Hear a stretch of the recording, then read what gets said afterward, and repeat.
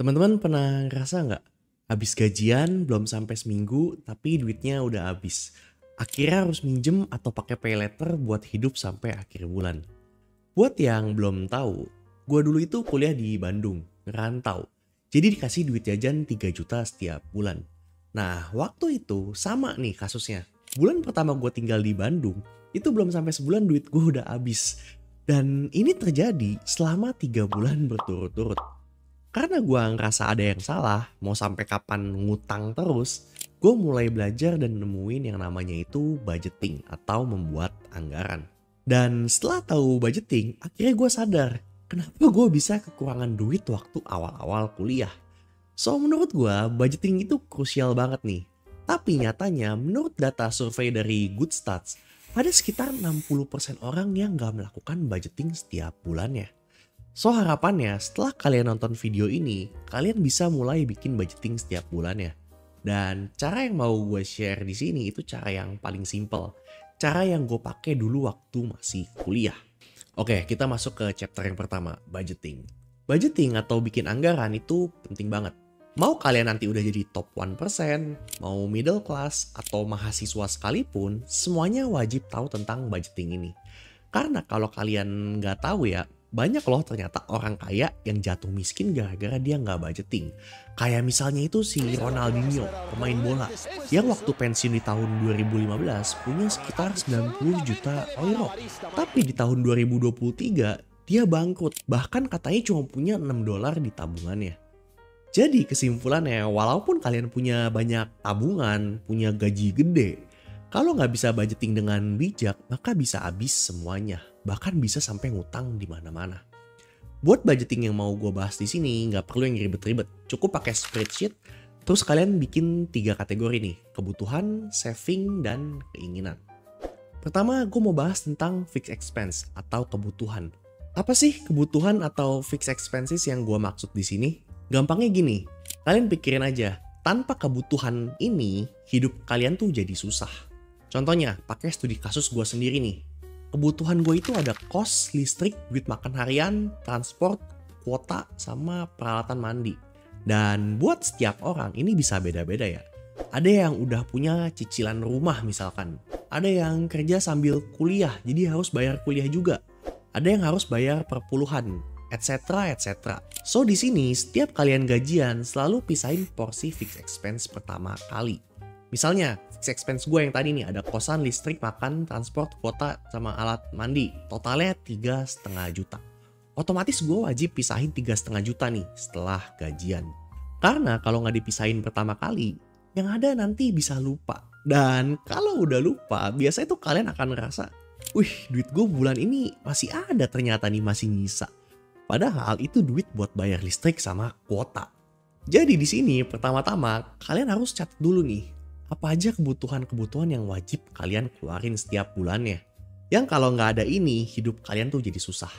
Nah nanti waktu kalian gajian, pertama-tama langsung pisahin buat semua fixed expense kalian. Kedua, saving and invest. Oke, kalian udah nyisihin buat kebutuhan. Next, sisihin juga buat saving atau investasi.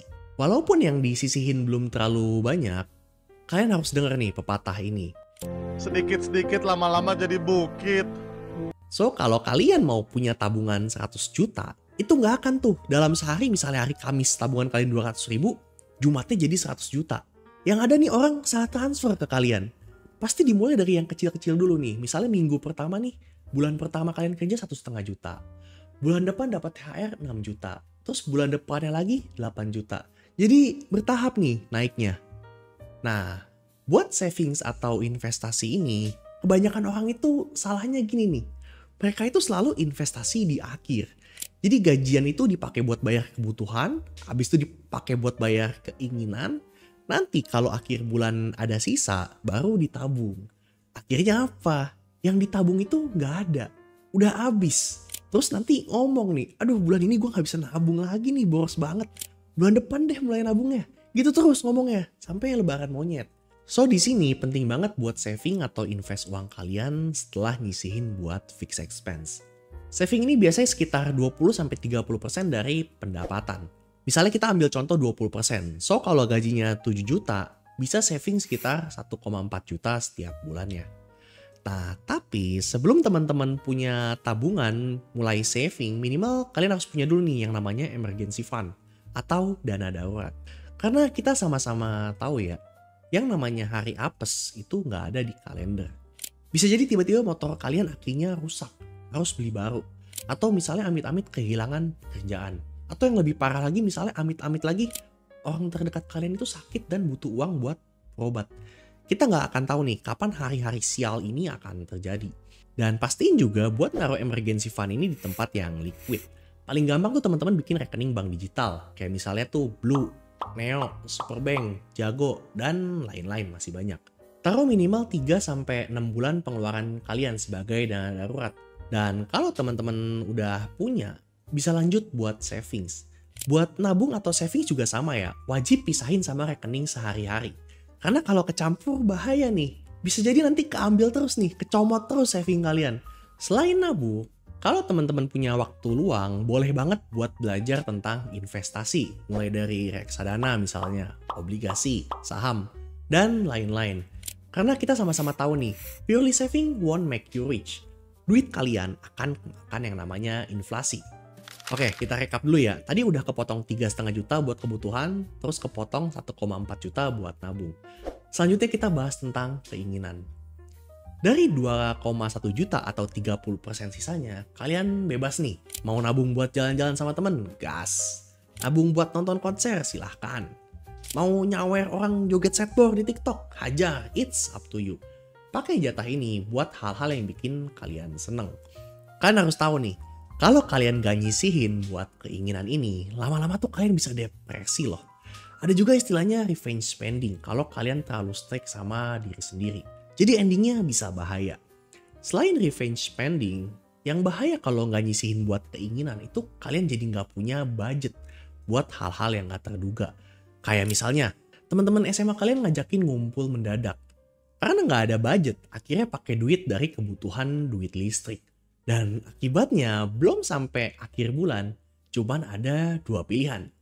Mau gelap-gelapan di kosan atau narik dari tabungan. Sama aja bohong kan? So jangan lupa alokasiin duit buat diri kalian have fun. Hitung-hitung refresh atau nge-treat pikiran kalian dari penatnya dunia kerja. Oke teman-teman, jadi sekian aja video gue tentang apa yang harus kalian lakuin setelah dapat gaji. Gue rasa ini udah mencakup semuanya ya, yang penting-penting, terutama buat teman-teman yang baru pertama kali kerja atau pertama kali ngerantau kayak gue dulu. Harus mulai ngatur duit dengan bijak. Kalau misalnya teman-teman ada ide atau saran lain, boleh banget nih komen buat kita diskusi bareng. Oke teman-teman, sekian aja video gue kali ini. Like video ini kalau menurut kalian bermanfaat, dan kita ketemu lagi di video selanjutnya. Cus!